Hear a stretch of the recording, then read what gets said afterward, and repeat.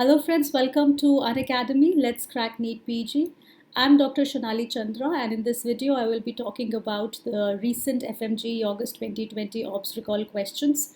I have highlighted my reference code here, that is SHONALI. So if you take a plus subscription of the Unacademy platform, you can avail this code to get a 10% discount on your subscription package. Unacademy is India's largest learning platform. If you get a plus subscription, you get access to unlimited live and recorded sessions from India's best educators. You'll get daily live classes where you can interact with your educator, ask your doubts, queries, get them solved there and then. So it's like a live classroom experience. The courses are structured, keeping in line with the latest NEET PG syllabus. There are also live tests and quizzes which will help you evaluate your performance as you go along. And most importantly, one subscription gives you unlimited access. So you can watch all of the live sessions from all the faculties who are active on the platform. And even if you miss out on the live sessions, you can always go back and watch the recorded versions from the comfort of your own devices. Top educators are associated with the platform, and all 19 subjects which we need to prepare are covered on the platform, and every now and then crash courses and of course comprehensive batch courses, they keep getting launched, so you can check out the ongoing courses on the platform as well. And as far as the subscription packages go, you can choose one depending on your need and requirements. So those of you who are looking for a crash course can take the 3 and 6 months packages. And for those of you who are targeting the next year exams, they can take the 12-month package. It will give you ample time to go through all of the sessions, and will also leave you enough time in the end to revise as well. It turns out to be more economical also in the longer run. And for those of you who want a slower pace of preparation, you're in your third year or final year MBBS and have started preparing, and of course you're juggling hospital duties and classes and clinics all at the same time, so you can take the 24-month subscription. It turns out to be far more economical in the longer run. And if you subscribe using my code, that is SHONALI, then you can also avail a 10% discount on your subscription package, whatever you choose from.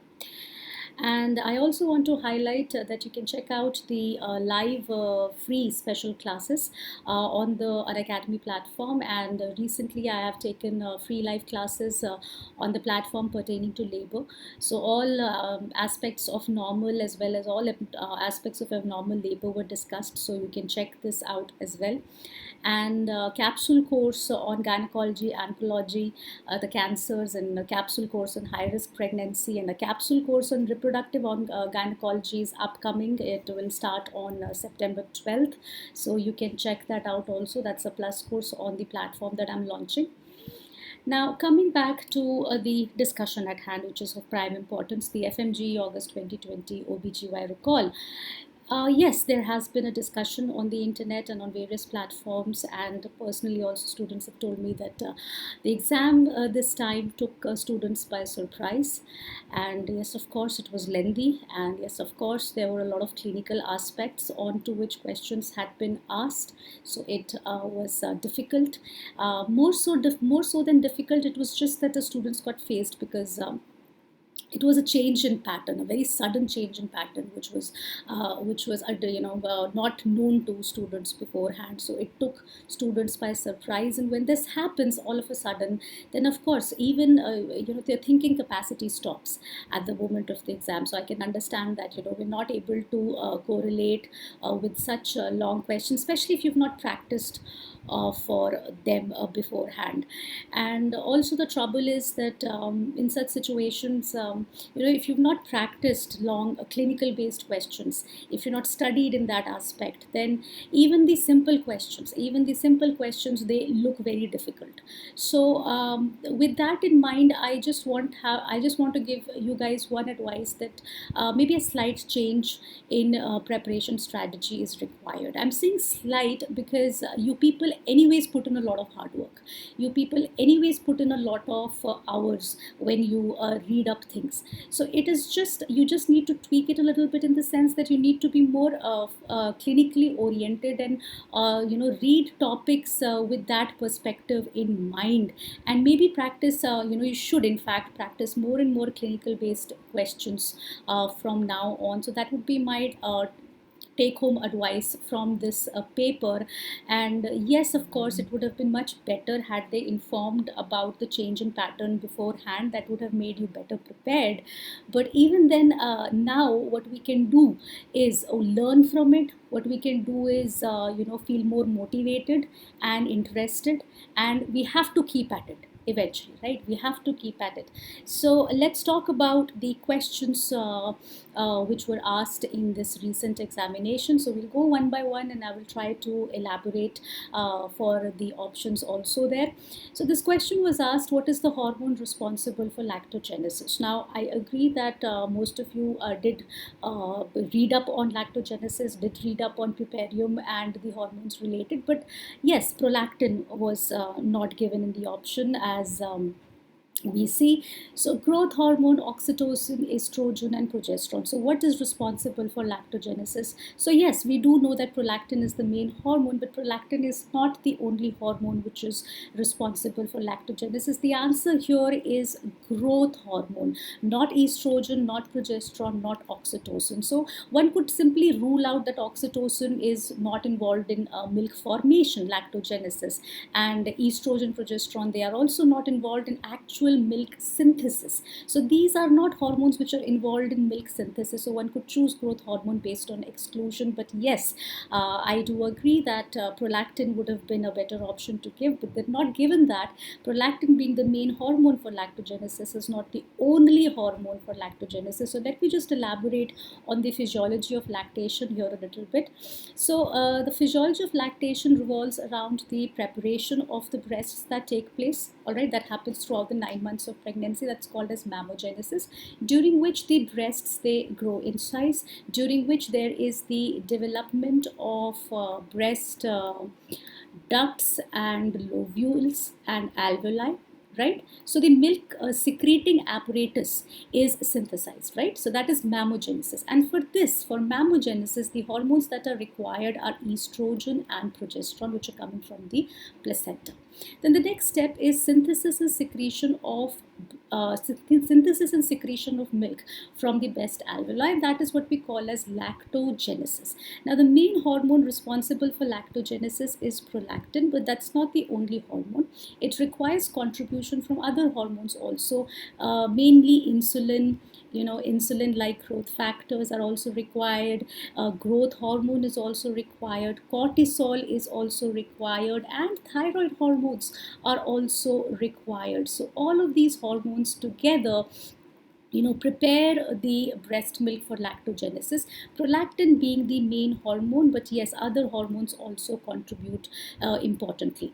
And the next part of lactation is the ejection of milk. Now, the ejection of milk is what we call as galactokinesis, and for that, the hormone that is responsible is oxytocin, right? Oxytocin is the hormone responsible for milk ejection. So when the infant suckles on the mother's breast, right, the tactile stimulation from the breast is transmitted to the spinal cord, and from the spinal cord, the impulse goes to the brain, and there the hypothalamus releases a hormone which is called as oxytocin, which oxytocin comes from the posterior pituitary. Oxytocin comes from the posterior pituitary, and this oxytocin acts on the myoepithelial cells of the breast to cause milk ejection. So what is causing ejection of milk? Oxytocin is causing ejection of milk, the hormone that is responsible.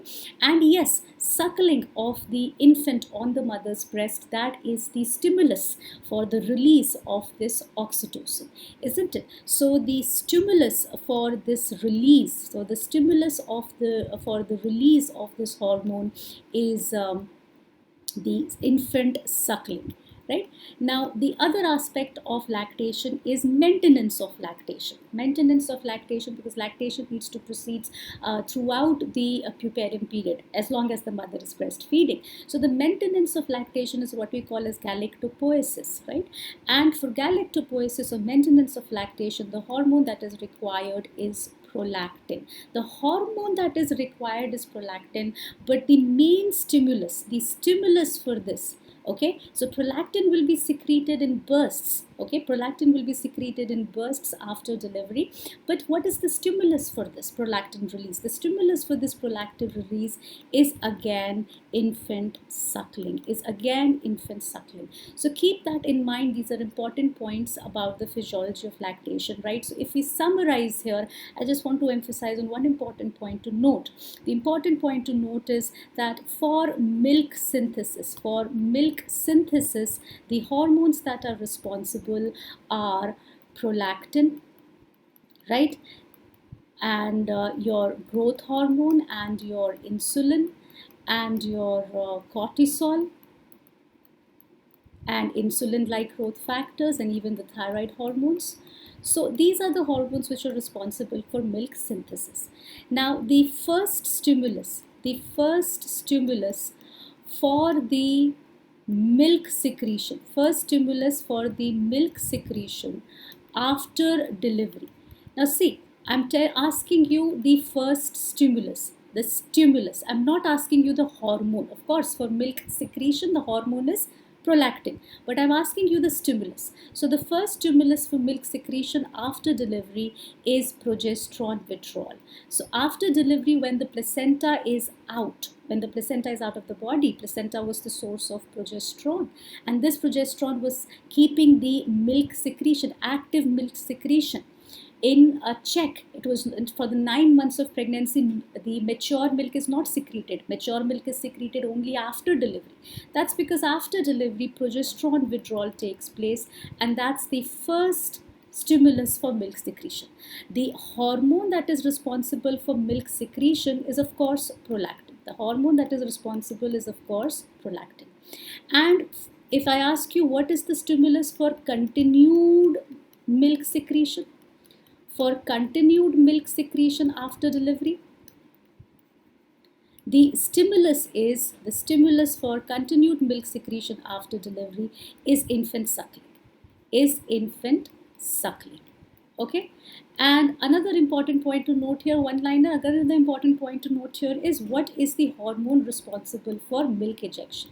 The hormone that is responsible for milk ejection is oxytocin. Okay, so these are the important points to note about the milk secretion in puerperium period. Now let's move ahead and talk about the second question. So this was also, they asked a lot of questions on puerperium. Okay, so they asked one question on lactation and they asked two other questions on puerperium as well. So puerperium is a very, very important topic. So a woman presented on the postpartum day 4 with a fever of 100 degree Fahrenheit for 24 hours. So she is postpartum day 4, fever of 100 degree Fahrenheit for 24 hours. She also complains of dysuria, that is burning and painful micturition, so micturition problems, and also foul smelling lochia. What is the most likely diagnosis? Is it puerperal sepsis? Is it pelvic thrombophlebitis, urinary tract infection, or mastitis? Now all of these are causes of puerperal fever. This is puerperal fever. This is fever for 24 hours. Woman is postpartum day 4.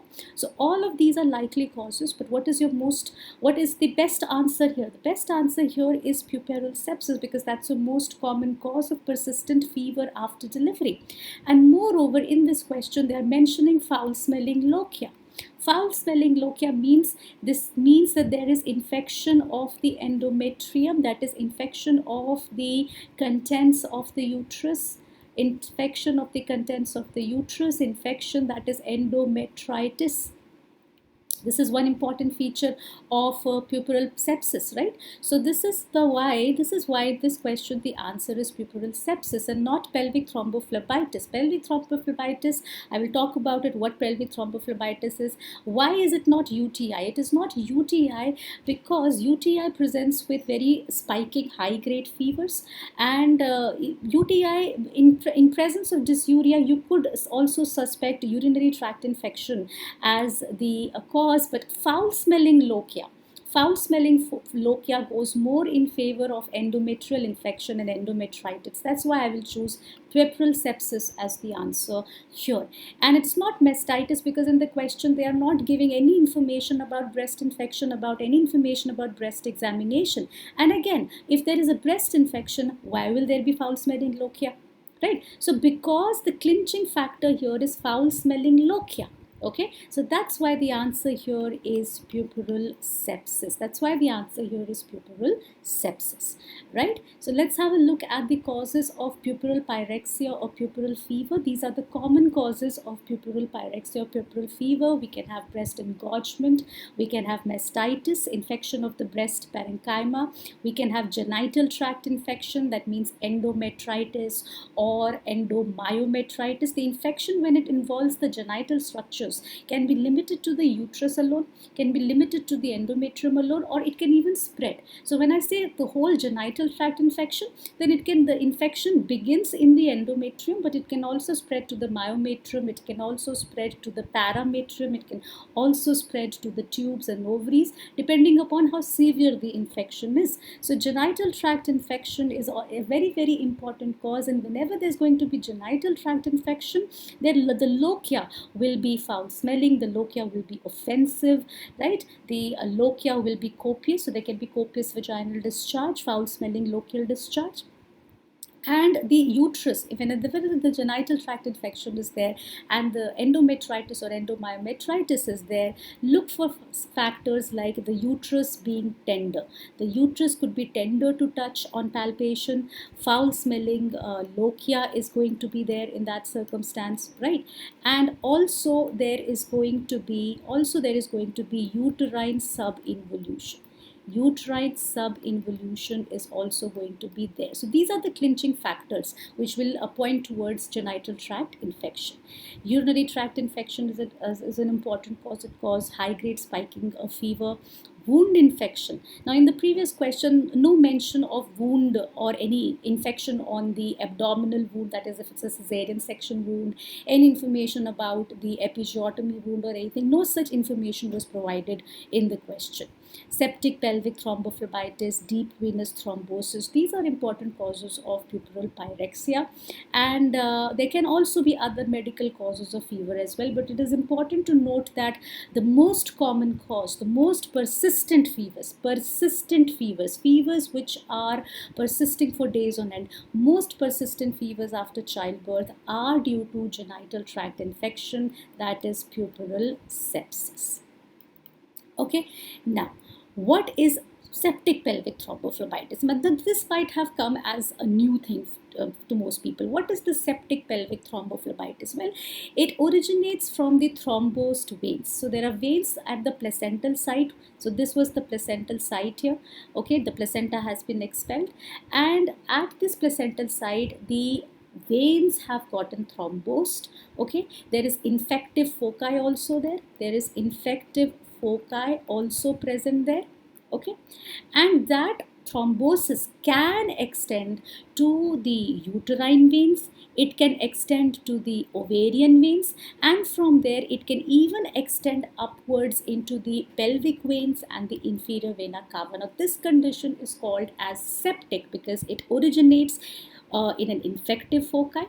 There is thrombus formation, yes, and in the pelvic vein. So that's why it's called septic pelvic thrombophlebitis. Now, with the use of antibiotics during delivery and during cesarean section and early identification of puerperal infections, puerperal genital infections, the overall incidence of septic pelvic thrombophlebitis has declined. But we can still find septic pelvic thrombophlebitis in the setting of postpartum endometritis and pelvic cellulitis. So any infection like postpartum endometritis which has extended into the pelvic cellular tissue causing pelvic cellulitis,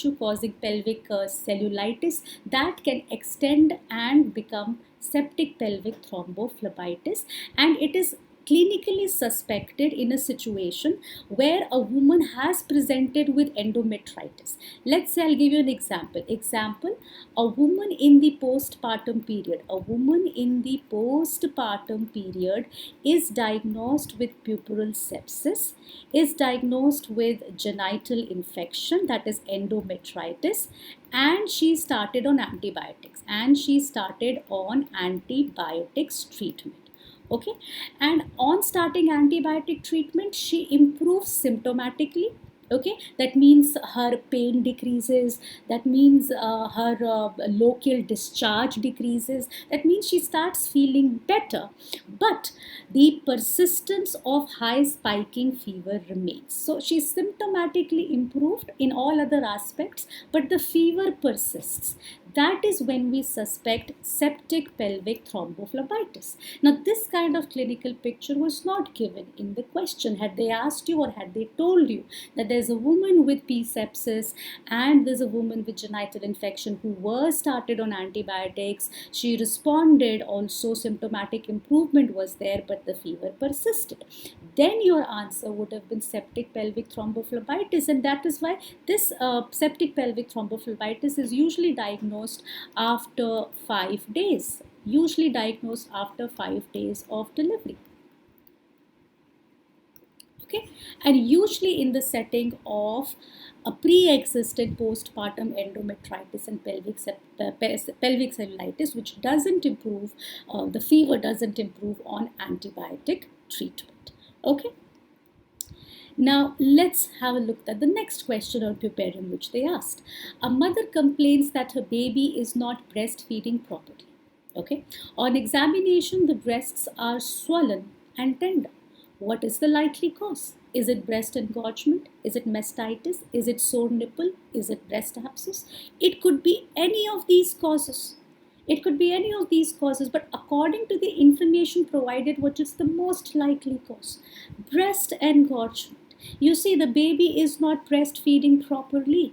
If the baby is not sucking at the breast properly, then the milk is not emptied out of the breast. Okay, that makes the breasts engorged and swollen and tender. Right, so that is the information provided to you. So your answer here is breast engorgement. So when a baby does not latch onto the breast properly, does not feed properly, or the mother is not feeding the baby on demand, and that has led to collection of milk in the breast, so the breast become heavy and swollen and tender, and that is what is called as breast engorgement. There can be a slight fever also with breast engorgement. But if it's mastitis, then there is going to be high grade fever. And mastitis will present differently. There's no information given on sore nipple. If just the nipple is sore, by itself the sore nipple will not cause breast being swollen and tender. Breast swollen and tender are pointing towards breast engorgement. So let's see how the mastitis and breast engorgement presents. When we say breast engorgement, there is tenseness and heaviness in the breasts. The breastfeeding becomes painful. For the woman, it becomes very painful to feed on an engorged breast as well. The fever rarely exceeds 39 degrees Celsius. So there's mild fever also. The management in that situation would be to correct the feeding techniques of the mother, to advise the woman to feed the baby on demand. Tight support to the breast is advised. Manual expression of milk is advised. So the woman has to go for cold compresses to relieve her of her pain, and then manually she's going to express the breast milk out. If manual expression is not successful, it's too painful, she can use breast pumps also, analgesics for pain relief, and if there is any fever, then antibiotics will also be given. If as far as mastitis is concerned, mastitis refers to infection of the breast parenchyma, and when there is mastitis, there is high grade fever with chills. High grade fever with chills is there. The woman is absolutely unable to breastfeed. There is severe pain, tender swelling, and look at this. The other features of itis, infection, the other features of itis should be there, infection should be there, like the overlying skin is red, hot, tense, and tender. Now, these findings were not given in the question.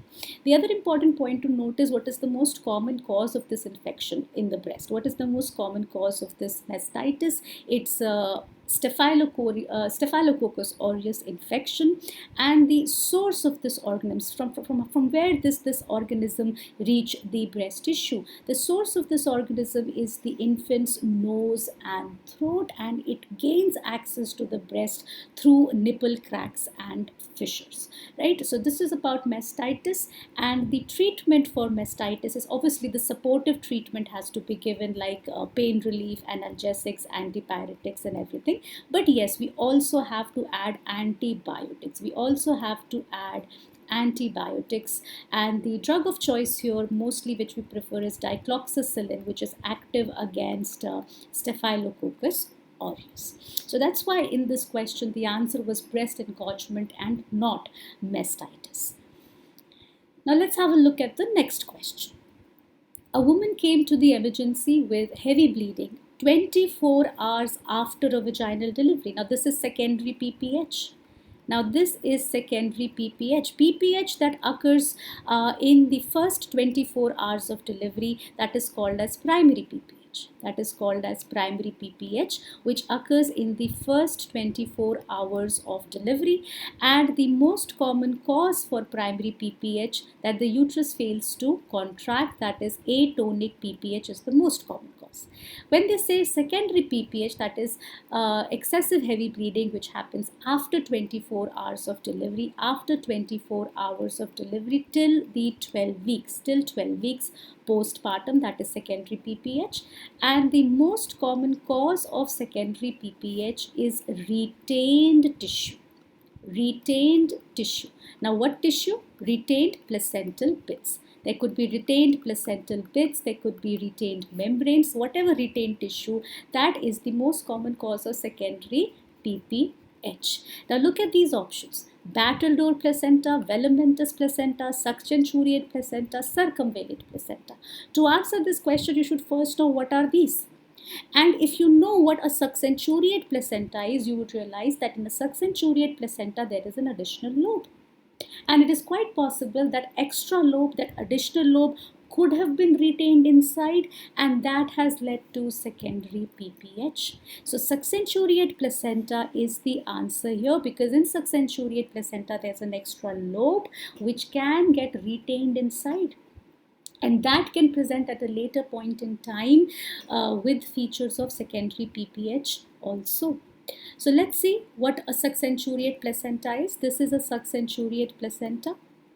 Okay, and in this succenturiate placenta, you can see these are the additional lobes. These are the additional lobes, and they are connected to the rest of the placental body by this leash of vessels. They're connected to the rest of the placental body by these leash of vessels. So sometimes if we are not aware of a possibility of a succenturiate placenta, we might feel that we have removed the whole placenta and we forget about it. But sometimes this small lobe, can you see this small lobe might get retained and then cause secondary PPH. If the lobe is too big in size, let's say this is the uterus and the whole placenta came out, but a lobe is left behind. Now this lobe can stop this uterus, prevent this uterus from contracting back. So succenturiate placenta can cause atonic PPH also. If the retained lobe is big in size, big lobe that is retained. Okay, and let's say if there was a small lobe, small piece, so let's say just that was the small piece which was retained behind instead of such big lobe. If there's a small piece that is retained behind, then the uterus contracts, but at a later point in time this retained placental bits can get infected. These small retained bits can get infected, and then they can lead to secondary PPH also. So this is how succenturiate placenta leads to PPH. And for the other abnormalities mentioned in the question, let me just tell you that this is what we call as the battledore placenta. This is what we call as the battledore placenta, where the umbilical cord, instead of being attached to the center of the placenta, is attached to the margin. But margin of the main placental body. It is attached to the placental body only, but at the margin instead of attaching at the center. That's a battledore placenta. Sometimes during delivery, when we are giving traction on the umbilical cord, this can cause avulsion of the cord and can lead to PPH also. But then again, yes, this would cause immediate PPH during delivery if it happens because of cord avulsion from here, and then it will not present as a secondary PPH. And this abnormality here, this is what we call as the velamentous placenta. Okay, and what's a velamentous placenta? A velamentous placenta or a velamentous cord insertion is a situation where the umbilical cord is attached, instead of being attached to the placental body, it is attached to the membranes. It is attached to the membranes, and when it is attached to the membranes, before coming to the rest of the placenta, you can see the vessels, they are divided. Right, so this is what is called as velamentous placenta, and what can happen is that when we are delivering the placenta, we are applying traction on the umbilical cord. These vessels can avulse, and that can lead to excessive bleeding, but again, that will not cause secondary PTH. And this situation here, when there is a placenta, you can see the placenta here, and you can see that the umbilical cord is ending here, and the umbilical vessels, they are attaching to the membrane. So this is a velamentous placenta. This is a velamentous placenta associated with a condition which is called as vasa previa. What is vasa previa? Vasa previa is that the fetal vessels, these are the fetal vessels. These fetal vessels are lying in front of the presenting part. Now these are fetal vessels, this portion here. This portion here, fetal vessels are lying here, and these are unsupported by the umbilical cord. Inside the umbilical cord, the fetal vessels are protected inside that connective tissue covering that is called as the Wharton's jelly. But when the fetal vessels are traversing in the membranes, they lose their protective covering. So these fetal vessels are unsupported by the umbilical cord, and they are prone to rupture. They can rupture when the cervix opens up. They can rupture with the rupture of membranes, and that can lead to bleeding. And that bleeding is going to be fetal in origin, because these are fetal vessels which are traversing there. So, vasa previa, velamentous placenta associated with vasa previa presents differently. It presents with, vaginal bleeding, presents with vaginal bleeding during labor, and with rupture of membranes. But very important characteristic to note here is that these are fetal vessels, so fetal blood is being lost, not maternal blood. So they will have associated with a sudden fetal distress. A sudden fetal distress is going to be associated with vasa previa. So the clinical presentations of all the rest of the placental abnormalities that are described in the question I've mentioned to you. So Battledore placenta presents differently. Velamentous placenta can present with postpartum hemorrhage. When it's associated with vasa previa, it can present during labor with rupture of membranes, but then it will be associated with a sudden fetal distress also. So the presentation of these abnormalities is different. And if you talk about the circumvallate placenta, what is the circumvallate placenta? This is a circumvallate placenta. There is a thick fold, yellow fold here, yellow fold of membrane. This is the double fold of amnion and chorion. There's a double fold of amnion and chorion on the periphery of the placenta. And behind this, can you see here, behind this, there is fibrin deposition.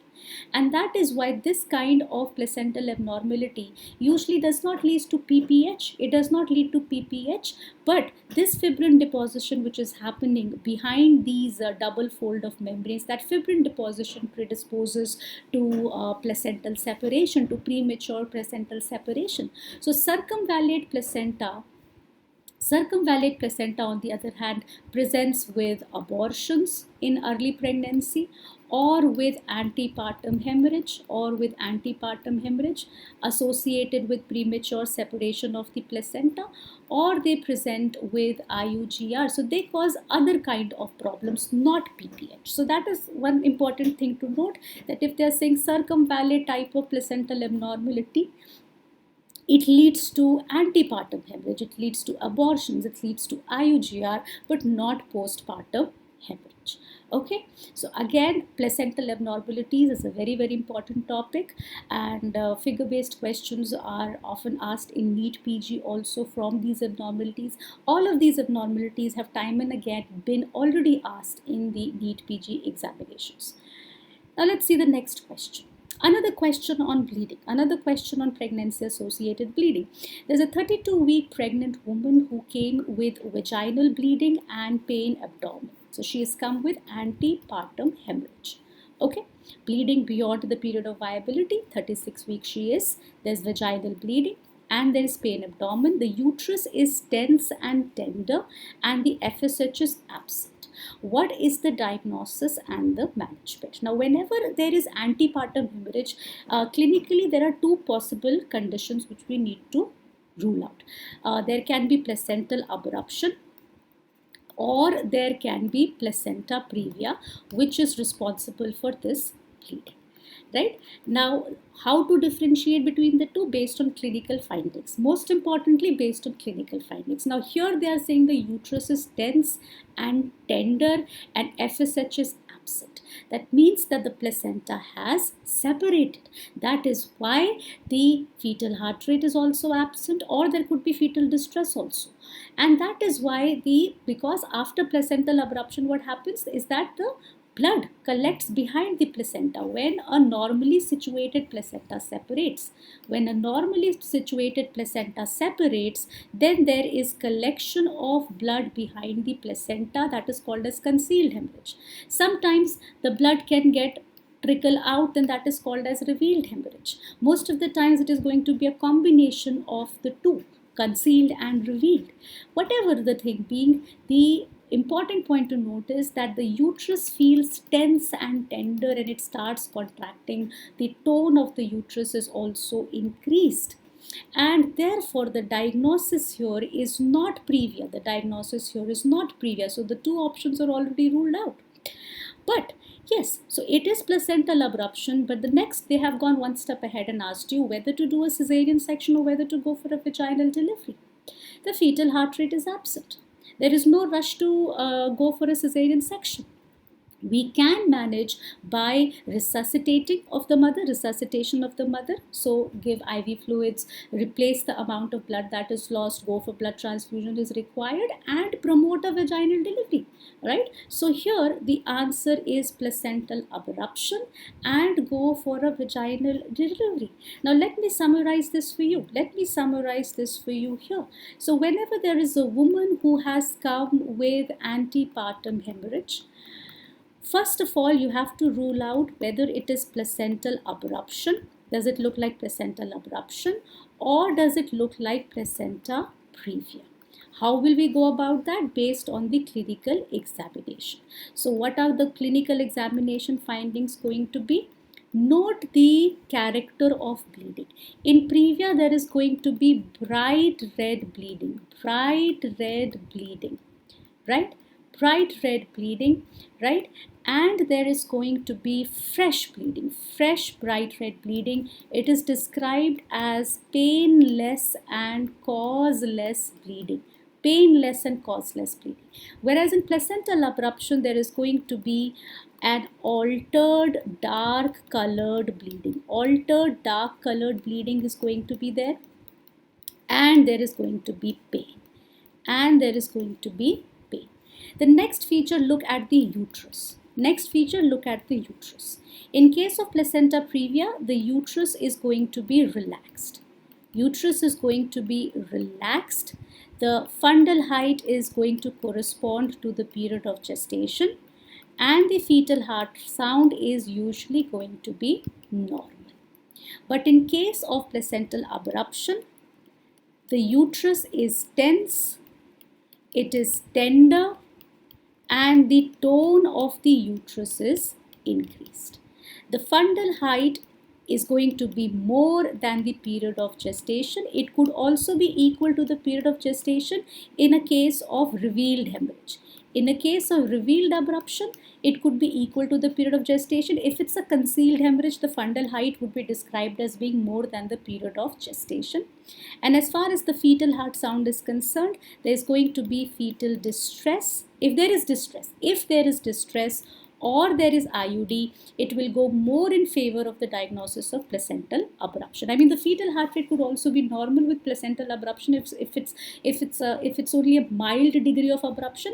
But if there is distress and IUD, think more of placental abruption. So these are the findings on the examination of the uterus that are going to help you. If they ask you, you are in such a situation, what is the investigation of choice? The investigation of choice is an ultrasound. And why do we need to do an ultrasound? We need to do an ultrasound to rule out placenta previa. We always need to do an ultrasound to rule out placenta previa, to find out the location of placenta previa, because if it's placenta previa, then there is no pervaginal examination. If there is placenta previa, there is no pervaginal examination, and we'll take up the woman for cesarean section. But if it's placental abruption, if there is once we have ruled out that the placenta is in the lower segment or not, so we are going to find out that it is in the upper segment and we are clinically suspecting placental abruption, then we can promote vaginal delivery. So moving forward, if after doing the ultrasound in this situation, the ultrasound showed that the placenta is in the upper segment. Okay, so based on this clinical profile, woman with APH, woman with APH came with altered dark colored bleeding, pain is also there, uterus is tense and tender, tone is increased, there might be fetal distress or IUD, and we are clinically suspecting, abruption. Okay, then we went ahead and did an ultrasound. On ultrasound, we came to know that the placenta is in the upper segment and we've ruled out placenta previa. How do we manage? What is the management? The management is resuscitation of the mother, give IV fluids, arrange for blood if required, plus termination of pregnancy. That means we are going to deliver. Right? How we are going to deliver? Vaginally. What is preferred? The preferred route of delivery is vaginal delivery. Okay, that means we have to either start induction of labor, or if she's already in labor, we have to go for augmentation of labor. Whatever be the need of the hour. If she has not gone into labor, we'll induce labor. If she's already in labor, we'll augment labor, but we'll prefer vaginal delivery. Now the question is when to do a cesarean section. So the indication of a cesarean section would be if there is fetal distress. Then there would be an urgent need of doing a cesarean section. Or if there is any obstetric indication, for a cesarean section, like for example placental abruption with inadequate pelvis, or placental abruption with failure of labor to progress. So cesarean section indications are if there is fetal distress or if there is any obstetric indication to cesarean section. Even if there is DIC, we prefer to go for correction of DIC first. We are going to go for correction of DIC. That means we have to infuse fresh frozen plasma, FFP transfusion. Will be started, cryoprecipitate transfusion will be started. So correction of DIC plus a vaginal delivery. If we are not able to attain a vaginal delivery, then a cesarean section will come into play. But in case of placental abruption, the preferred mode of delivery is vaginal, unless there is some obstetric indication for a cesarean section, or there is an urgent need to deliver the baby, like in case of a fetal distress. Like for example, in this question, had they said there is fetal distress, then the answer would have been a cesarean section. But in a case of dead baby, the baby is already dead. So there is no urgent need to deliver the baby by cesarean section, isn't it? Because the baby is already dead. So there is no urgency to do a cesarean section for the baby's sake. So vaginal delivery is going to be the answer here. Okay. So this was a pretty clinical question that was asked, and this is an important clinical scenario women with APH and its management. Now let's talk about the next question. Let's see the next question. What is the most common clinical presentation of endometriosis? Menorrhagia, dysmenorrhea, amenorrhea, or polymenorrhea? What is menorrhagia? Menorrhagia is heavy menstrual bleeding, right? Bleeding, excessive menstrual bleeding. Dysmenorrhea is painful periods, painful menses. Amenorrhea is absence of menses. And polymenorrhea is short cycles. Polymenorrhea is short cycles when the cycle length is less than 21 days. So frequent cycles, polymenorrhea. The most common clinical presentation of endometriosis is dysmenorrhea, painful menses, painful menstruation. Especially this can be described as a congestive dysmenorrhea or secondary dysmenorrhea, because women all usually have this spasmodic dysmenorrhea. So every woman has some degree of pain during menstruation, but that dysmenorrhea usually starts on the first day of periods and it subsides as the flow improves. It doesn't last for the whole 5 days of menses. But if it's a congestive dysmenorrhea, if it's a secondary dysmenorrhea, then the pain starts a couple of days before the actual bleeding and the pain lasts throughout the cycle. So that's the most common clinical presentation of endometriosis. So now what is endometriosis?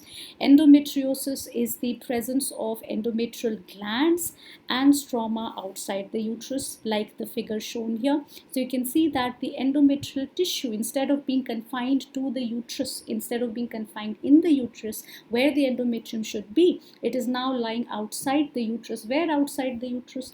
The most common sites are the ovary, the pouch of Douglas, and then the uterosacral. So you can see here there are deposits of endometrium in the ovaries, and that causes the ovarian cysts. This is called as an endometrioma.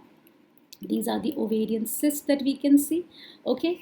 And these deposits, they cause a lot of inflammation inside the peritoneum. Can you see here the tubes, the ovaries, and the rest of the area behind the uterus? There are deposits, and these deposits are, you can see, purplish, and there's fibrosis also inside the pelvis. So all of this distorted pelvic architecture and anatomy leads to chronic pelvic pain. It leads to dysmenorrhea, it leads to dyspareunia, it leads to infertility also. So this is the triad. This is commonly referred to as the triad of endometriosis: dysmenorrhea and dyspareunia, painful intercourse, and infertility as well. It can also cause a pelvic mass if there is endometriosis in the ovaries, and endometriotic cysts are present in the ovaries, they can present with pelvic mass as well. So these are the clinical manifestations. The most common clinical manifestation is dysmenorrhea. This is the most common clinical manifestation. Now, let's see what other question they asked. They asked another question on endometriosis. They said, what is the drug used for management of endometriosis? Is it oxytocin, GnRH analog, methotrexate, or misoprostol? What is it? If you see the endometriosis, I'll come back to the slide again. If you see this endometriosis, why is it happening? Now, endometriosis is an estrogen dependent condition.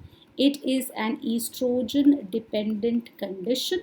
Okay, just as the endometrium inside the uterus grows in response to estrogen, so does the endometriotic deposits which are present in the pelvis. They also grow in the presence of estrogen. So it is an estrogen dependent condition, and it is more common. Endometriosis is also more common in nulliparous women as compared to multiparous women, right? So what we need to do for treatment of endometriosis? For treatment of endometriosis, the drugs that are used are usually progesterone drugs, because progesterone counters the effect of estrogen. Progesterone counters the effects of estrogen on the endometrium, causes a regression of these deposits and controls them. So progesterone based treatment is used for this treatment of this condition. And if progesterone treatment doesn't work, then we will have to give certain drugs which are completely going to block the production of estrogen from the ovaries, because where is this estrogen coming from? In the woman, the estrogen is coming from the ovaries. So we will need drugs which are going to completely block the estrogen production from the ovaries. And that's why among all of these options, this is not a progesterone, this is not a progesterone, neither is this a progesterone. GnRH analogues are drugs. GnRH analogues are drugs which causes receptor desensitization in the pituitary. GnRH analogues are drugs which are going to cause suppression of the pituitary, When the pituitary is going to get suppressed, there is going to be a decrease in FSH and LH. These are the hormones which promote the follicular development in the ovaries. These are the hormones that promote the production of estrogen from the ovaries. So the ovaries are going to get suppressed. Ovaries are no longer stimulated. Ovaries are going to get suppressed, and estrogen production is going to decrease.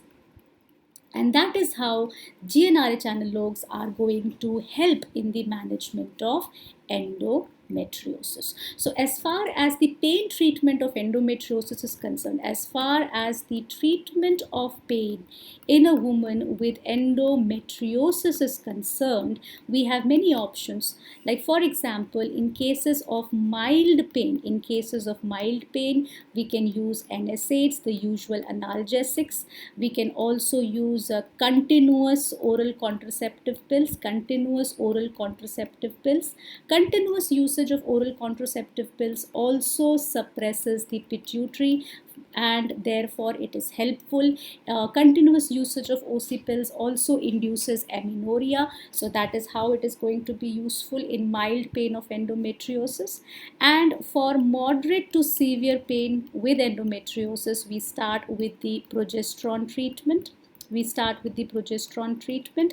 can use oral progesterone treatment also. We can use Mirena, that is the progesterone containing IUD also. We can use progesterone injections also, but these are which are more commonly used. There is a new progesterone which is called as Denogest. Denogest is another progesterone which is used for the treatment of endometriosis associated pain. And if all this doesn't work, then we go ahead, use GnRH analogues for the treatment of endometriosis associated pain. And earlier there were drugs like danazole, there were drugs like aromatase inhibitors, gestrinone. These are also drugs which are used for endometriosis associated pain, but they are not commonly used because of androgenic side effects. So danazole and gestrinone, they cause androgenic side effects. That's why they are not preferred. Right? So these are the various drugs which can be used for treatment of pain in endometriosis. Okay. Now, moving on further, let's talk about this question. Now, this is, I would say, a tough question. But it's not. Yes, this question is tough. It has been asked for the first time in FMGE, but this question has been asked in NEET earlier. I think most of the questions that were asked in FMG this year, they have been taken from past NEET PG examinations. So, a woman underwent hysteroscopy for septum resection. Basically, she underwent hysteroscopy. The procedure took more time than expected, so let's say it lasted longer. So, a long duration hysteroscopy. After the procedure, the patient went into unconscious state. Patient became unconscious after the completion of the procedure. What could be the cause? Malingering. The patient is malingering. Well, let's just rule that out. That's not the answer here. Hypoxic encephalopathy, fluid overload, or shock. There is no feature suggestive of shock here. Otherwise, shock would happen because of excessive bleeding. So there could be a hemorrhagic shock. Shock could happen because of uterine perforation. So it could be neurogenic shock or something. But there is no history. There is no finding like that given in the description in the question. So shock is not the answer. And what the answer here is actually fluid overload. This is a direct question as far as hysteroscopy is concerned, but then yes, one should be aware of the concepts of hysteroscopy to be able to answer this question. So I will tell you about the concepts of hysteroscopy here so that you can understand where this question came from. What is this fluid overload? You see, whenever, let's understand just fluid overload. Whenever there is fluid overload, it will lead to swelling of the cells. It will lead to swelling of the cells, and that fluid overload can also lead to brain swelling that is responsible for the unconscious state, and that fluid overload can also lead to pulmonary edema. Now fluid overload is a potential complication with hysteroscopy, but yes, only if the procedure takes much longer than expected. Now why fluid overload happens in a case of hysteroscopy? What is the reason for this fluid overload? Where is all this fluid coming from? So just have a look at hysteroscopy procedure. Now this is the hysteroscopy procedure where an instrument called a hysteroscope is introduced inside the uterus, and we have a look at whatever is happening inside. We can operate inside the uterus using this hysteroscopy technique, and the surgeon is also seeing everything on the big screen there, right? And this is what the inside of the uterus cavity looks like. Now you can see here that a uterus in normal situation is a collapsed organ. The anterior and posterior walls of the uterus are opposed together. Now if I want to operate inside the uterine cavity, I'll have to distend the uterine cavity. For which I use distension media. And what is this distension media? This distension media is entering, and I'm pushing this distending media from one end of the hysteroscope. It is distending the uterine cavity, allowing me to operate, and then the same distension media flows out. As well. So the important thing is, whatever fluid I'm using fluid to distend the uterine cavity, the same fluid is coming out. So a fluid, as much as is moving in, should come out also. If the fluid deficit is there, what does by fluid deficit mean? Fluid deficit means, let's say I introduced 1000 liters of fluid inside and only 500 ml came out. So where did the rest of 500 ml go?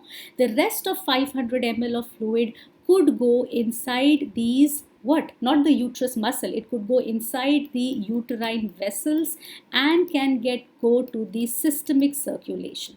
This extra fluid can go into the systemic circulation and cause fluid overload. Okay, can cause fluid overload, right? Now what is this fluid that we are using which is causing this fluid overload? This fluid that we are using most commonly in hysteroscopy, the distension fluid that we are using, is either normal saline or it is glycine. Now this normal saline is isotonic to the plasma. But glycine is hypotonic solution. It is a hypotonic solution. Now because normal saline is isotonic to the plasma, the chances of fluid overload are less. With normal saline. But think about a hypotonic solution gaining access to the systemic circulation. If a hypotonic solution enters the systemic circulation, that makes the systemic circulation also lesser in osmolality. And when that happens, it can lead to fluid moving from the vascular compartment. Can move into the cells, causing swelling of the cells, causing pulmonary edema, causing brain swelling, leading to unconsciousness. So the chances of fluid overload, they are more with a glycine distension fluid. But yes, this fluid overload complications will happen when the procedure has extended for a long duration and when the fluid deficit has been created. Okay, so that is a potential complication with hysteroscopy. All right. Now, moving on further, let's see the next procedure that they asked. This is not the only procedure they asked. They also asked you what is the procedure, purpose of the procedure showed in this image. So, what is this image showing you? This is showing you the common iliac artery. This is showing you the external iliac artery here. This is showing you the internal iliac artery. And this is the anterior division. This is the anterior division of the internal iliac artery. And this anterior division further gives rise to the uterine artery. And what are we doing? We are ligating. We are ligating the anterior division of internal iliac artery. This is internal artery ligation. And internal artery ligation is a part of the stepwise devascularization procedures. Stepwise devascularization procedures which are used in dealing with PPH. Used in PPH. We can use in PPH of any kind because it is going to cause what? It is going to cause the, if we ligate it here, then the blood supply to the uterine artery is going to get cut off, isn't it? And the blood flowing to the uterus is going to decrease. So it is going to prevent, it is going to what? It is going to stop PPH. It is helpful in PPH. It is used in atonic PPH. It can also be used in traumatic PPH. It's not only atonic PPH, it can also be used in traumatic PPH. But yes, it is used in postpartum hemorrhage, right? And most commonly it is used in atonic PPH.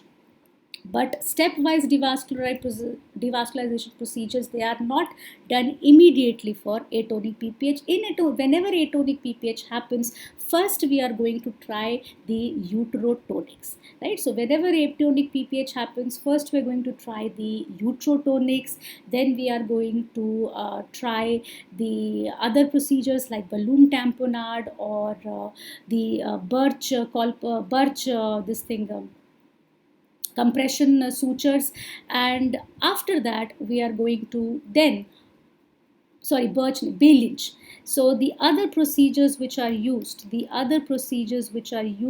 for this atonic PPH, they are uterotonics, which we are going to be the treatment of choice, which we are going to do first. First we are going to start with uterotonics, then we are going to move ahead and with uterine tamponade.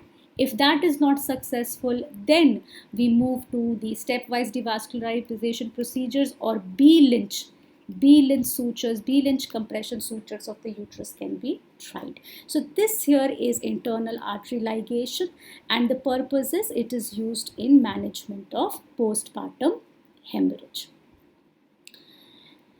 In fact, it can be used to control bleeding from the uterus in any situation. Okay. Now let's move and talk about the next question.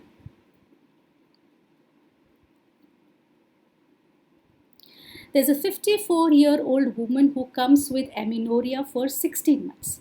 54-year-old, amenorrhea for 16 months. What is her hormonal profile? First of all, I don't even need to see this hormonal profile. First of all, what is the diagnosis here?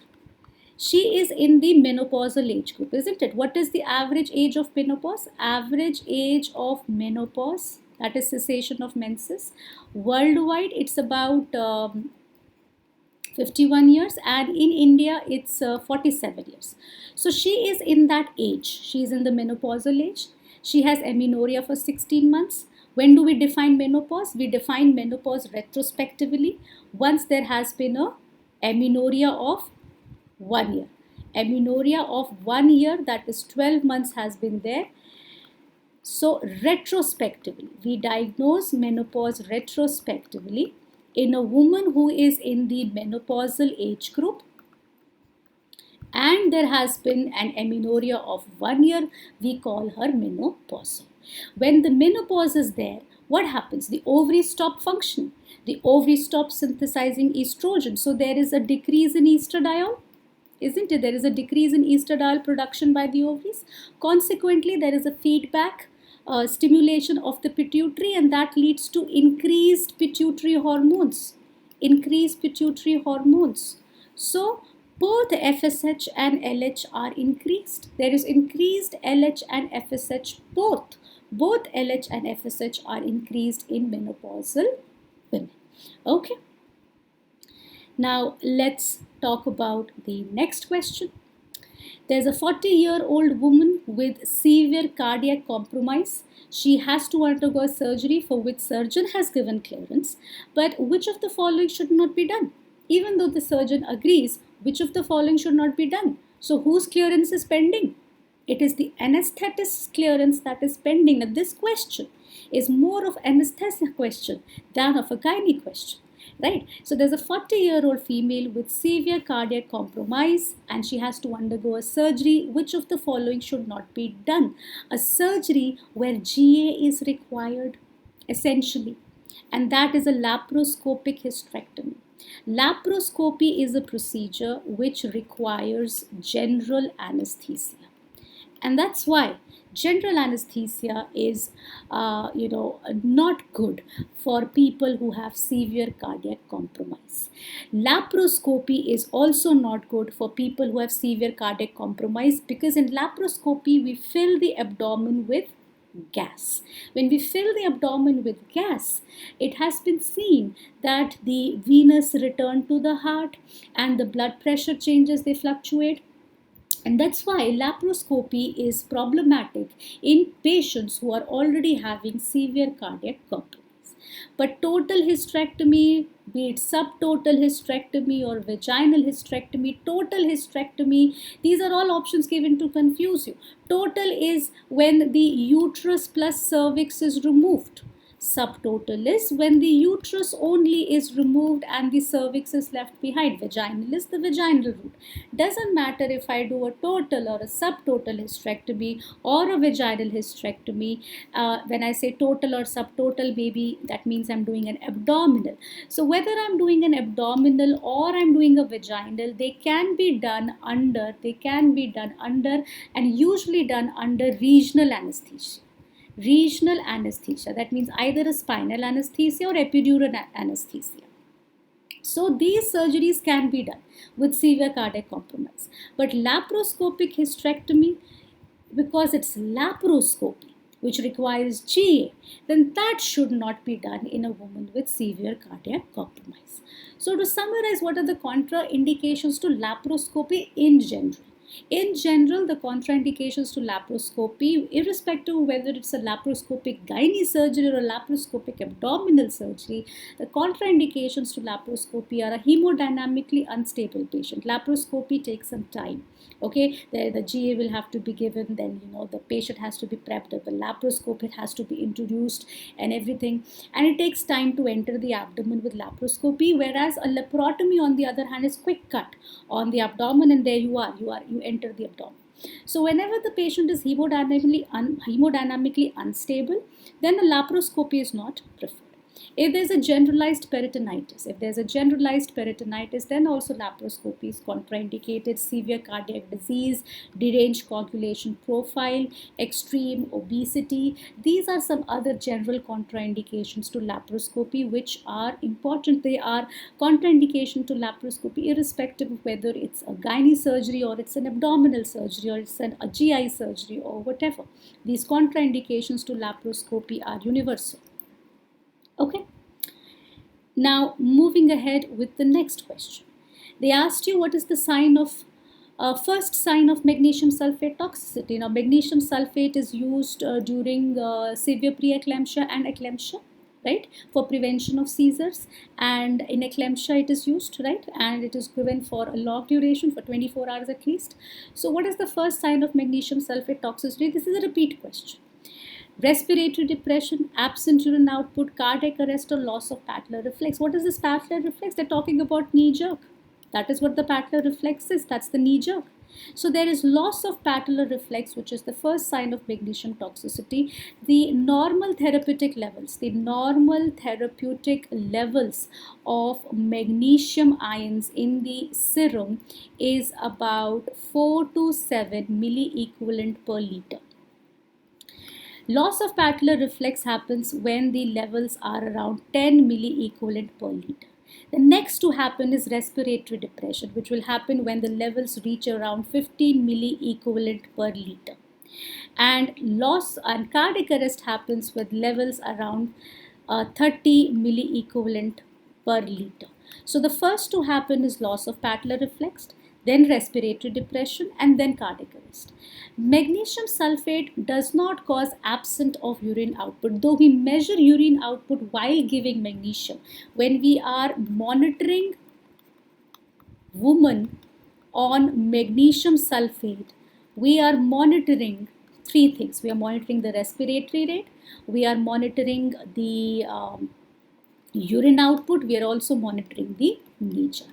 Right? Now, urine output we are monitoring, but I've also told in my classes that urine output, the magnesium sulfate does not cause a decrease in urine output, but magnesium sulfate is excreted in the urine. So if there is a decrease in urine output, because of eclampsia or preeclampsia, then magnesium sulfate toxicity can be precipitated. And that's why we monitor urine output also. But absent urine output is not a side effect of magnesium sulfate or not a sign of magnesium toxicity.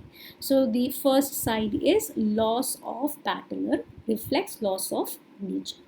Okay. Now let's see the next question. They have asked question on amenorrhea. Clinical based questions on primary amenorrhea have been asked. Now these type of questions, they have often been asked in the NEET PG examination. So they've been picked up from there only. The similar questions. Let's see what this question is. There's a 14-year-old girl who comes with the complaint of primary amenorrhea. So absence of menses in a young girl who's never ever menstruated in the past. That's primary amenorrhea, right? And she's 14-year-old. She is tall and she has well developed breasts. So breasts are present. What is the treatment given to her? Now you might think, I've not read about the treatment of primary amenorrhea. What is this they're asking? But if you just go step by step and see that if there is primary amenorrhea, then the next thing that we have to always see is whether the breasts are present and well developed or whether the breasts are not developed. Okay. So if the breasts are not developed, the breast development occurs because of estrogen. Breast development during puberty occurs because of estrogen. If the breasts are not developed, that means that estrogen is deficient. Estrogen could be deficient because of a decrease in production from the pituitary. So there could be a pituitary or hypothalamic cause of estrogen deficiency, or there could be gonadal dysgenesis, right? Now, in gonadal dysgenesis, the gonads are not producing estrogen because the gonads are dysgenetic. What gonadal dysgenesis I'm talking about most commonly? Turner syndrome. Most commonly. Okay, so if there is gonadal dysgenesis, of which Turner syndrome is the most common form of gonadal dysgenesis, which is seen in young girl with primary amenorrhea, estrogen deficiency is going to be there, and consequently the FSH is going to be increased. There will be increased FSH. If there is a pituitary or hypothalamic cause for primary amenorrhea or for the estrogen deficiency, then the FSH is going to be decreased. One such pituitary hypothalamic cause is Kallmann syndrome, where there is congenital GnRH deficiency. So in that case also the breasts are not developed, the estrogen is deficient, and the FSH is decreased. So I have kept this on the side here. Now let's focus on the question at hand.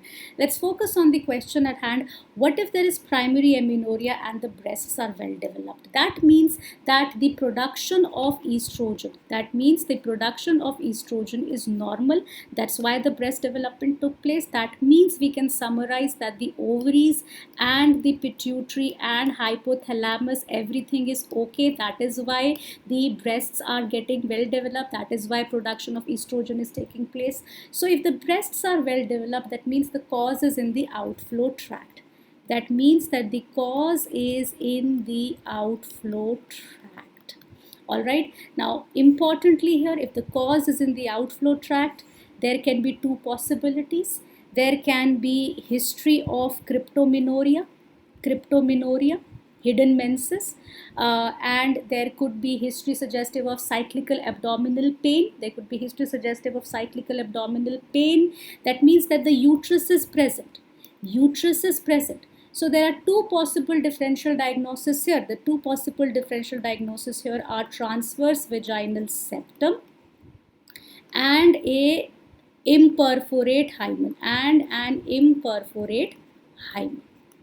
The other situation could be that the uterus is only absent. The uterus is absent and there's just a blind vaginal pouch. Okay, the uterus is absent and there's just a blind vaginal pouch. And there are two possibilities: Mullerian agenesis and androgen insensitivity syndrome. This is a broad flowchart of primary amenorrhea and its approach. Now let's come to this question. There is a woman with primary amenorrhea. She's tall, so height is also normal. Well developed breasts are there. What is the treatment given to her? They are not mentioning whether there is cryptomenorrhea. First of all, they are not saying no history of cryptomenorrhea is given. That is hidden menses, that is cyclical abdominal pain. There is no history of bluish bulge at the introitus, which is suggestive of imperforate hymen. They have given no information about a collection in the uterus, collection of blood in the uterus. So a transverse vaginal septum is also unlikely right now. So let's say that this possibility is not there. Let's say that these two possibilities of transverse vaginal septum or imperforate hymen is not there. Then the other possibility could be that the uterus is absent, or because of that reason, it could be Mullerian agenesis or androgen insensitivity syndrome. Now, in Mullerian agenesis or androgen insensitivity syndrome, the uterus is absent, right? So can we do anything to treat that amenorrhea? Can we make her menstruate again? Can we give her a uterus to menstruate again? Doesn't make sense, isn't it? So for this 14-year-old girl, we don't need to do anything for her amenorrhea. Her breasts are developing normally. We don't need to give estrogen. GnRH analogs, we don't need to give these agents also. They decrease estrogen production, right? They suppress the ovaries. GnRH analogs suppress the ovaries. They are going to stop pubertal development. We don't want to stop her pubertal development. There is no need to give antidiuretic hormone also. It is just out of context. There's no role of antidiuretic hormone in any case. Right now, there is no need to give her any treatment for her primary amenorrhea. At a later point in time, when she is going to suffer from infertility because of absence of uterus, that is when the concern of management will come. But for her amenorrhea, nothing needs to be done as of now. So we don't need to give any treatment. Okay, and if it would have been a transverse vaginal septum or an imperforate hymen with a history of cryptomenorrhea, then we would have gone for surgery. Okay. Now moving ahead, let's see another question that they asked on primary amenorrhea. Now this is also, I would say, a difficult question because it made one think a lot, and it asked about aspects of investigation rather than diagnosis. So let's see. There's an 18-year-old girl who comes with the complaint of not attaining menarche, that is absence of menses. She has well-developed breasts and pubic hair are also present. Local examination shows a blind vaginal pouch and uterus is not palpable on per-rectal examination. What investigation would you like to do next? First, let us see what are the differential diagnoses that they're talking about. Whenever there is primary amenorrhea with breasts which are well developed, I told you in this chart that there can be two situations: history of cryptomenorrhea, uterus present, or the uterus could be absent. So I'll focus on the uterus being absent and there is a blind vaginal pouch. If there's a blind vaginal pouch and the uterus is absent, then we look at the pubic hair. Okay, if the pubic hair are present, then the diagnosis most likely is Mullerian agenesis. Mullerian agenesis. And if the pubic hair are absent, then the diagnosis is most likely androgen insensitivity syndrome. What is the prime difference between Mullerian agenesis and androgen insensitivity syndrome? This is 46XX, this is 46XY. The gonads here are ovaries. The gonads here are testes. Right? These testes produce testosterone during puberty. So the serum testosterone levels are raised in the male range. And in case of Mullerian agenesis, the serum testosterone levels are normal. So how to differentiate between Mullerian agenesis and androgen insensitivity syndrome? The definitive differentiation, the definitive diagnosis is possible by karyotyping. We can also check for the serum testosterone levels to come to the diagnosis of whether it is androgen insensitivity or Mullerian agenesis. Both of these are not given in the option. Both of these are not given in the option. They are saying T3 and TSH levels. What has this got to do with it? What has this got to do with the differential diagnosis? So this is not the answer. Estrogen and progesterone level, FSH and LH levels, they are going to be normal. When the cause is in the outflow tract, the pituitary ovaries are all normal. So in case of Mullerian agenesis or androgen insensitivity syndrome, in both these cases, the hormone levels are normal. Both of these cases, estrogen levels and your FSH and LH levels, they are going to be normal. So we will get no idea. There is no use of doing estrogen, FSH and LH levels at all. If one thing we could have done serum testosterone level, but that's not given in the option. Karyotyping is not given in the option. So what we can do is we can do an ultrasound. We can do an ultrasound to confirm the absence of the uterus. We can do an ultrasound to look for the ovaries and the gonads that are testes. So that's why here the answer is an ultrasound. Estrogen, progesterone levels, FSH, LH levels, they are FSH, LH levels are going to be normal. Estrogen levels are going to be normal. So that's why we are going to go ahead and do ultrasound. So that is the, by exclusion, that's your answer here. So yes, it was a difficult question. I will agree definitely. You had to think a lot. But if you know these flowcharts, you could come to these answers. Okay. Now moving ahead with the next question. Now this is a repeat question. A woman comes with complaint of greenish vaginal discharge associated with intense itching. The most likely infective organism is trichomoniasis. With candida, there is a curdy white discharge. Curdy white discharge is present. Okay, and itching is present. Intense itching is also present. With trichomonas, we have a characteristic greenish vaginal discharge with intense itching, and there is also a positive whiff test. Okay. With chlamydia, the greenish discharge is not going to be there. Chlamydia causes cervicitis, infection of the cervix. So it leads to purulent cervical discharge. Chlamydia will lead to purulent cervical discharge. Bacterial vaginosis, on the other hand, is an alteration in the microflora where the Gardnerella vaginalis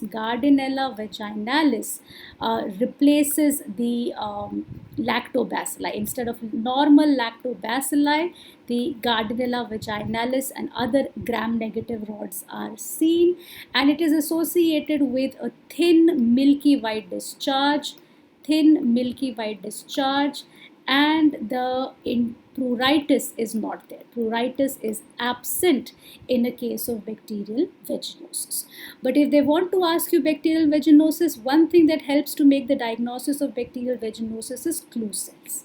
In bacterial vaginosis, we will see clue cells on microscopic examination, that is on a saline microscopic examination, and the whiff test is also going to be positive in case of bacterial vaginosis. So remember clue cells also, right? Now, let's see the next question that they had asked. Again, a clinical based question. An 18-year-old unmarried girl presented with complaint of 2 months of amenorrhea and a fainting episode. Physical examination normal, vitals are stable. What should you do next? DNC. Why dilatation curettage? Not at all. Why dilatation curettage? There is no sense. She's in an unmarried female. Nothing needs to be done, or TVS. The prime thing that they want to know, it doesn't matter if she's married or unmarried. Reproductive age group, amenorrhea. First, reproductive age group, amenorrhea. Irrespective of whether married, unmarried, whether say sexually active, not sexually active, think of pregnancy. Think of pregnancy. Next, reproductive age group, doesn't matter married, unmarried, sexually active, not sexually active, agreeing, giving history of being sexually active, not giving that history. Reproductive age group, amenorrhea plus pain, and especially this fainting episode that could point towards a rupture uterus, that would point towards a hemoperitoneum. Reproductive age group, woman, amenorrhea, pain, fainting spell, fainting episode. Think of ectopic. In both of these conditions, you have to begin with a urine pregnancy test. Determine if she is pregnant or not pregnant. That is what you should be doing next. Nothing needs to be done.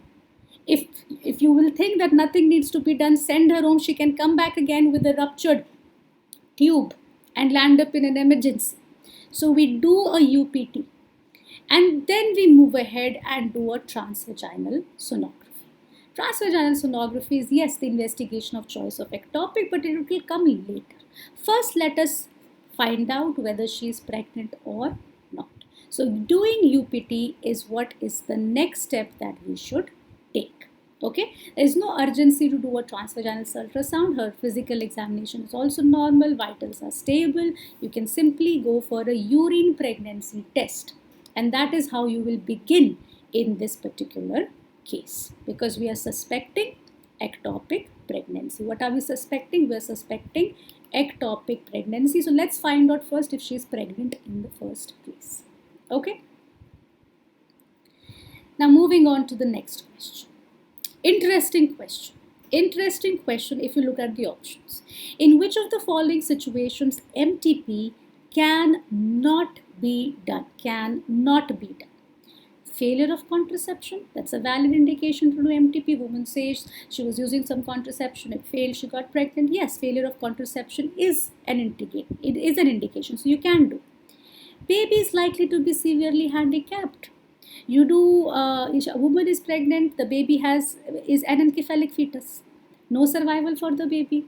The baby is going to be severely handicapped or suffers from a fatal trisomy, right? Then MTP is justified, so baby likely to be severely handicapped. Yes, indication for termination of pregnancy. Mother's life at risk. Of course, if the mother is suffering from a severe heart disease, where continuing pregnancy can give a threat to her life, where continuing pregnancy she might die, and that's also a valid indication to MTP. But just large family size alone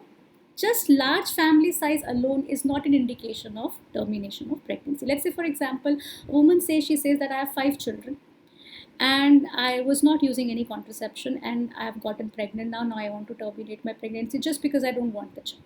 That large family size in itself is not an indication for MTP. Okay, but if a woman has a large family size and she was using some contraception and failure of contraception occurred, then that is an indication for MTP. But large family size alone is not an indication for termination of pregnancy. Okay, so what are the indications of MTP which are given by the Government of India? In order to save the life of pregnant women, prevent grave injury to the physical or mental health of the woman, eugenic, child may be born with severe physical or mental handicap, pregnancy which has resulted out of rape, and failure of contraception. These are the valid indications of offering MTP to the woman. Okay. Now moving ahead, and let's talk about the next question. So they had asked questions on abortions, 3 questions on abortions they asked. One on the indication of abortion, second this. A woman is diagnosed with intrauterine fetal death at 14 weeks. What is the agent of choice for termination of pregnancy? So you want to terminate a pregnancy at 14 weeks, that's second trimester. So the agent of choice in the second trimester is misoprostol, not mifepristone. Please remember, the baby is already dead. It's already dead. So no mifepristone. The agent of choice for second trimester MTP is misoprostol. So misoprostol is the better answer here. Okay. Oxytocin can be used in the second trimester also, but it is not preferred. Methotrexate, mifepristone, they are also not used, especially when the fetus is already dead. So right now, the indication, the agent of choice is misoprostol. They didn't stop here. They also asked a question on the dosages. At 14 weeks gestation for MTP, the doctor started misoprostol with 400 microgram dosages. How many dosages can be given in maximum? 5. 5 dosages can be given in maximum. So let me summarize the medical methods of termination of pregnancy for you here. When we use the medical method, these are methods for medical termination of pregnancy for MTP. When we talk about medical methods of termination in the first trimester, we start with mifepristone 200 milligrams orally, and then on day 3, that is 48 hours later, we give misoprostol. For up to 7 weeks, the dose is 400 microgram. Between 7 to 9 weeks, the dose is 800 micrograms. Okay.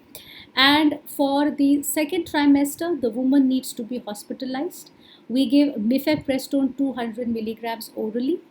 And 48 hours later, we have to give misoprostol 400 microgram every 3 hours for a maximum of 5 dosages according to Government of India guidelines. These are for MTP. Remember, if the baby is already dead, if there is already IUD, then we will give misoprost alone. Can be given. We don't need to give mifepristone. If already IUD, we give misoprostol alone and avoid this mifepristone. Okay, if IUD is already there. Okay, similarly, if there is already missed abortion, in the first trimester, then again we have to go for misoprost alone. We don't need to give mifepristone then in that circumstance. So when we are doing induced abortion for medical termination of pregnancy MTP and the baby is live, then we have to give mifepristone followed by misoprostol. If the baby is already dead, in the same protocol, we just give misoprost alone. Okay. Now let's see the next question. This is a simple one-liner question. What is the causative agent for cervical cancer? Repeat question. All these viruses are given to you. The causative agent for cervical cancer is HPV, human papilloma virus, and most commonly it is the high risk types. And which are the high risk types that are involved for majority of cases? HPV 16 and 18, where HPV 16 is the most commonly seen, most commonly associated virus, whereas HPV 18 is more specific for the adenocarcinoma, of the cervix. So these are two important points to remember as well. There's no need to further explain this question. I'll move on with the next question. What does this picture depict? So what does this picture depict? You can see here all the chromosomes are numbered. This is a karyotypic picture. Karyotype is given to you. Look at this, 3 extra chromosomes here. On chromosome number 21, this is Down syndrome. Down syndrome is trisomy 21. Patos syndrome is trisomy 30. Edwards syndrome is trisomy 18. And Turner syndrome is monosomy X. Here 2X are there. Okay, so this is Down syndrome, which is trisomy 21. Extra chromosome 21, it is an aneuploid. Okay, so this was a simple, straightforward picture-based question. Let's see the next question. What does the following image show? Now, see, these are recall questions, so I don't have an idea whether this same exact image was given in the question, but yes, a gist of the image might not be the same. So what does the following image show? It shows you here that the uterus is this, and these are the tubes. You can see stretched fallopian tubes. You can see these stretched fallopian tubes, and this here, stretched fallopian tube. This is the ovaries. Ovaries are enlarged, huge in size. This is an ovarian tumor. It's not a polyhydramnios. Polyhydramnios is a condition where there is excessive amount of amniotic fluid. So there has to be a pregnant uterus. Inside there has to be a baby, and then there has to be excessive amount of amniotic fluid there. It's not endometriosis. I showed you the endometriosis pictures also in the previous question. So it's not endometriosis. It's not a fibroid. Fibroid is a leiomyoma, a smooth muscle, a benign smooth muscle tumor of the uterus, in which the uterus is enlarged and irregularly enlarged. So this is how a fibroid will look like. This is how a fibroid uterus would look like. Enlarged uterus, firm, irregularly enlarged uterus. That is what a fibroid uterus would look like, with multiple bulges here and there. That is showing the fibroid uterus. Here fibroid, here fibroid, here fibroid. So that is going to be an appearance of a fibroid uterus. Now identify this device. Identify this device. This device is a copper T380A, right? How do we identify? There's copper on the arms as well. That is how we identify. This is a contraceptive device, right? This is an intrauterine device, which is an intrauterine contraceptive device. This is copper T380A. We have another device like this. This is multi-load. This is multi-load. Okay, it has serrations here, and it's not T-shaped like this copper T. This is multi-load. The copper is only on the long sleeve and not on the arms, right? And then this is Mirena. This is Mirena, which does not has a wire. Instead, it has a cylinder. This is a cylinder which contains levonorgestrel. Levonorgestrel is the progesterone that is contained in Mirena. All of these are contraceptive devices. Copper T is effective for 10 years as contraceptive method. Multi-load is effective for 5 years as a contraceptive method. Mirena is also effective for 5 years as a contraceptive method. Right? So the contraceptive lifespan. What is the contraceptive lifespan? The contraceptive lifespan for copper T 380A is 10 years. For multilode, it's 5 years, and for Mirena also, the contraceptive lifespan is 5 years. Okay. Now let's move on to the next question. Another question on contraception and on copper T. A woman got copper T inserted 6 months ago. She now has amenorrhea for 2 months. What could be the cause? Copper T in place, amenorrhea now. Whenever there is amenorrhea, we think of pregnancy, isn't it? Endometriosis, why will there be amenorrhea? There will be pain. PID, pain, why will there be amenorrhea? What will amenorrhea make think you will think of? Amenorrhea makes you think of pregnancy first, isn't it? And the woman who has had a copper T inserted, but copper T ka failure ho sakta, there can be failure of copper T, isn't it? So copper T failure can be there. It is not that copper T is 100% effective. No, copper T can also have failure, and woman can also conceive with copper T in place, and then she will present with amenorrhea. So one has to think of pregnancy even in this situation. Do not think that she has copper T, so she will never get pregnant. No, she can have copper T failure. And if copper T failure happens, then there is failure of any contraception. There is the likelihood of having ectopic pregnancy increases. With failure of contraception, with failure of any method of contraception, the likelihood of ectopic pregnancy increases. So in this particular question, the answer is ectopic pregnancy. The cause could be ectopic pregnancy, right? So please remember, do not answer none of the above. That's not the answer here. Okay, so contraception in place, yet amenorrhea, failure of contraception, think of that, think of pregnancy. With contraception failure, especially copper T failure, the likelihood or chances of having ectopic pregnancy increases. So that's your answer here. And I'm sure you people are aware of this. You people have read ectopic pregnancy. In the risk factors for ectopic pregnancy, you have read about contraceptive failure as a potential cause of ectopic pregnancy, and that is what was asked, but just put in a clinical scenario.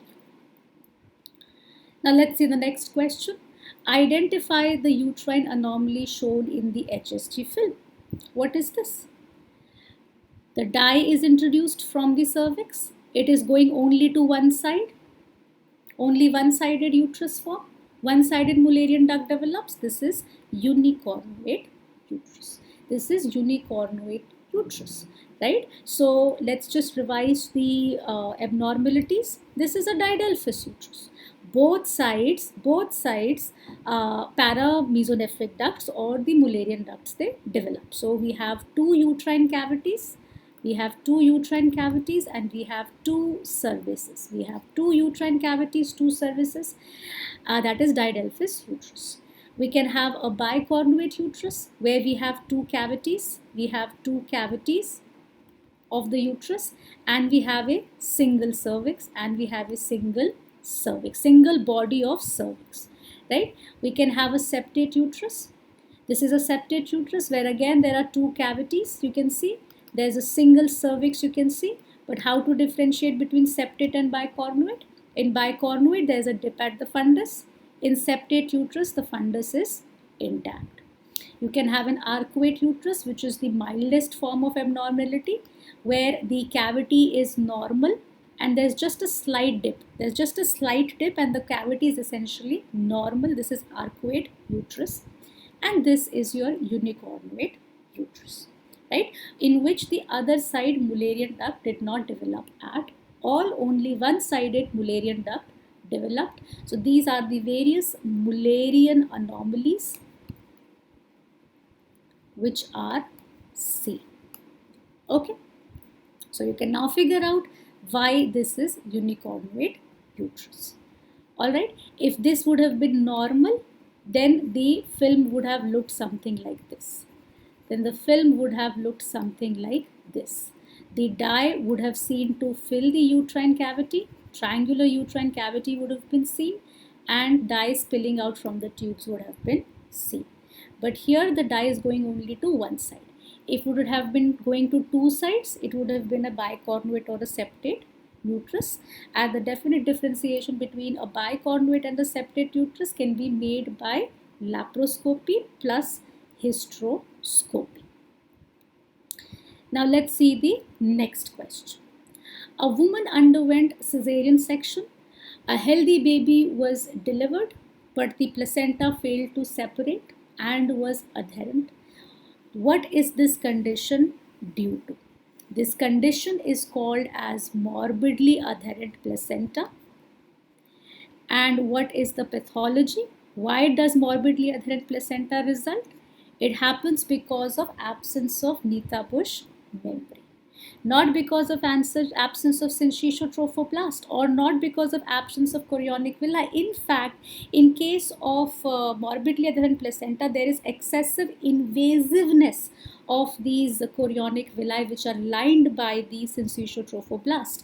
There is absence of decidua basalis, not of decidua parietalis. Let me show it to you what it means. Look at this. This is a placenta which is attached to the uterus. So we can see here, this is the yellow part. Can you see this? This whole thing is the decidua basalis. This whole thing, that is the blue, yellow and the green lines, this is denoting the decidua basalis. The part of decidua that is taking part in the placental formation. That is where the placenta is attached, right? And this yellow line, this decidua is further divided into 3 zones. This decidua basalis is further divided into 3 zones. This bright yellow is the superficial, that is the compact layer. The most superficial layer, that is the compact layer of the decidua basalis. This blue layer is the spongy layer of the decidua basalis. And this green layer is the basal layer of the decidua basalis, right? Normally when this placenta separates, the plane of separation passes through the spongy layer of the decidua basalis. So part of the decidua is also shed off. So this is where the separation takes place, right? Now, another important thing to note here is that along this spongy layer and compact layer, somewhere here where the plane of separation is, this is where the Nitha-Busch membrane is. Now, this Nitha-Busch membrane is a zone of fibrinoid necrosis. It's a zone of fibrinoid necrosis which is present at the junction of the spongy layer and the compact layer. Now, this Nitha-Busch membrane prevents deeper invasion of the placenta into the decidua basalis and into the myometrium. Alright, so this Nitha-Busch membrane is present here. Now, when the decidua basalis is defective, in its development, or when the Nitha-Busch membrane is absent, it results in a situation which is called as morbidly adherent placenta, right? So absence of decidua basalis is there, not parietalis is there. Absence of Nitha-Busch membrane is there in case of morbidly adherent placenta. This is also called as the placenta accreta syndromes, where the placenta, instead of implanting or attaching to the decidua, is invading and attaching to the myometrium. It is invading or attaching to the myometrium. So these are invasive placenta, morbidly adherent placentas, which are accreta, increta or percreta. Most common is the accreta. 80% of the times it is accreta, where the placenta is attached to the myometrium, just attached to the myometrium. Increta, it has gone deeper into the myometrium, it has invaded deeper into the myometrium. And in percreta, it has crossed the myometrium, it can even cross the serosal lining of the uterus, it can even invade into the adjacent organs like the bladder. So these are morbidly adherent placenta syndromes, accreta, increta, percreta. This happens because of the absence of Nitha-Busch membrane and the defective development of Decidua basalis. What is the most common reason, most common cause? The incidence of morbidly adherent placenta is rising. It is on the rise and increase because of increasing number of cesarean sections. So the most common risk factor is prior cesarean sections. More the number of cesarean sections, more is the risk. So if the woman has prior one cesarean, risk of placenta accreta. If there is prior two cesarean sections, more risk. Prior three cesarean sections, more risk. So the risk increases with the number of prior cesarean sections because that gives a scar onto the myometrium. When the myometrium has a scar, then the invasion of the placenta is more there. There is defective development of decidua in that scarred region, so that leads to morbidly adherent placenta.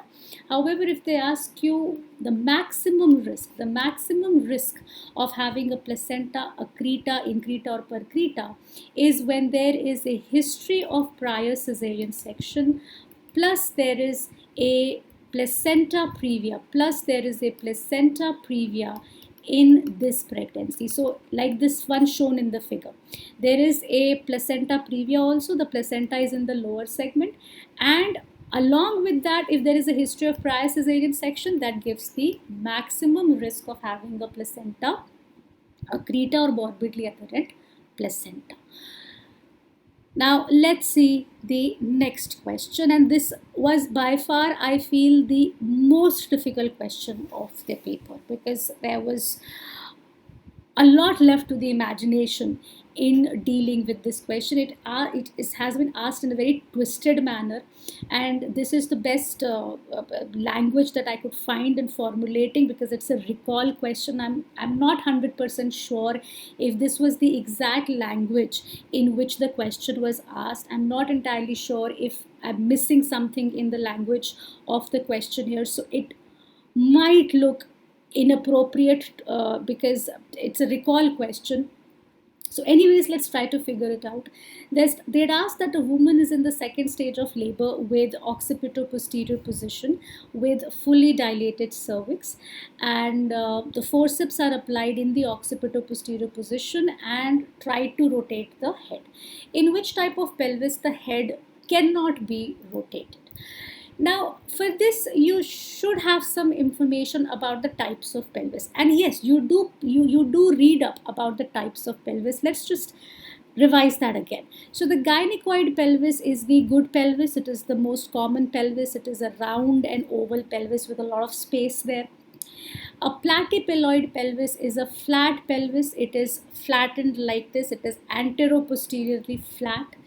An anthropoid pelvis is this heart-shaped or triangular pelvis with less space anteriorly, more space posteriorly. It is also a conical or triangular top to bottom. And then we have an anthropoid pelvis, which is antero-posteriorly oval, like anthropoid, antero-posteriorly oval. This is like this. Now, all of these, gynecoid is the most common pelvis. Here they are talking about occipito-posterior positions. So occipito-posterior positions, they are anyways more common in android. They are more common in android and anthropoid pelvises. They are more common in android and anthropoid pelvises.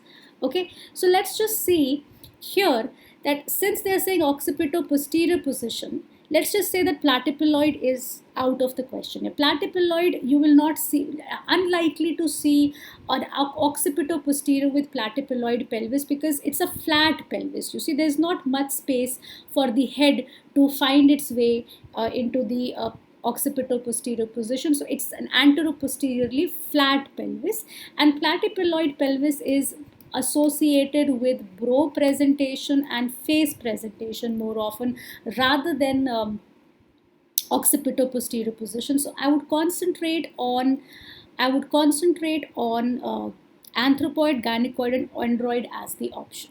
So in a gynecoid pelvis, this is spacious and roomy. There's a lot of space. So you can think of rotating. Look at this. You can think of rotate. This is occipito-posterior position. Okay. let's say the head is here in the occipito-posterior position. So you can think of rotating this head because there's a lot of space in that pelvis.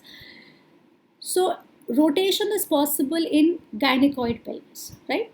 But what about in anthropoid and android pelvis? In android pelvis, what happens is that the head rotates halfway. The head rotates halfway because anteriorly there is less space. So usually in android pelvis, it leads to deep transverse arrest. Android pelvis is associated with deep transverse arrest of the head. So rotation starts, but it occurs halfway. So it can lead to deep transverse arrest in the android pelvis.